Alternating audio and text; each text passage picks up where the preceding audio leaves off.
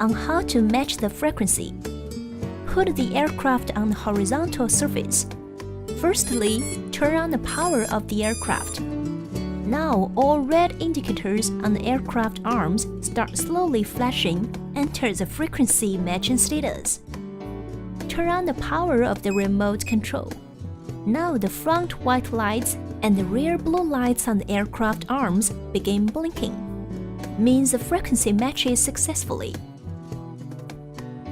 Turn on the Wi-Fi function from the setting of the mobile device, set to the Wi-Fi and enter the app Compass Calibration. Push the left joystick of the remote control to the P1 o'clock position and push the right joystick to the 11 o'clock position. Now the front white and red lights and the rear blue and red lights on the aircraft arms start flashing quickly, and the app status displays. Enter Compass Calibration. Keep the aircraft level. Pick up the aircraft from the back and rotate your body in one circle, 360 degrees. Now the rear blue and red lights turn to solid blue. From the bottom, hold the aircraft vertically and camera is facing to the sky. Rotating your body in one circle, 360 degrees. Now the front white and red lights turn to solid white. Put the aircraft back to the horizontal surface. Starting or stopping the motors.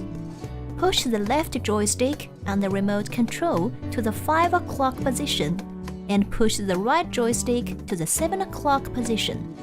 Now the motors automatically to start. Repeat the steps as above and the motor automatically to stop. If you want to fly the aircraft when the GPS signal is weak, you can press and keep holding the return home button on the remote control for 5 seconds to turn off the GPS function and enter the normal mode flight. It is defaulted as beginner mode at the first flight. Refer to the manual instruction for detailed operations. Basic operation instructions. Simultaneously pushing the left and right joystick on the remote control to start or stop the motors. Push the left joystick upwards, aircraft takeoff, or click the takeoff icon on the app screen of the mobile phone. To take off, high speed, medium speed, low speed switch to operate the aircraft freely.